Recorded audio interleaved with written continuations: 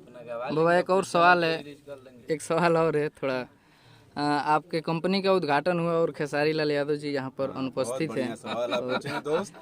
ये समझिए खेसारी लाल यादव ही एक तरीके से आपको बहुत अच्छा, हम कुछ बोलने वाले थे स्ट्रगल के ऊपर, कभी कि ये सिंगर स्ट्रगल करें, राइटर स्ट्रगल करें, हम मैनेजर है, हमारा अलग लेवल स्ट्रगल, इनका स्ट्रगल बताता हूँ। याद है कलकत्ता, अरे Lucknow, Lucknow to Calcutta, Calcutta to Ranchi, Ranchi to Chhattisgarh, Chhattisgarh में प्रोग्राम करके वापस Ranchi, Ranchi to Allahabad, Allahabad to Lucknow shoot पे बाई कार।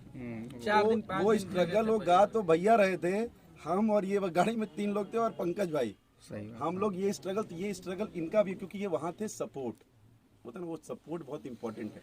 तो इनका जो खेसारी कंट्रीब्यूशन है भैया के तो ना, सबसे बड़ा चीज है कि नहीं, यही ऑल है। ओवर हिट ये मशीन समझिए के है। टीम में विकास भैया का स्थान कोई नहीं ले सकता है।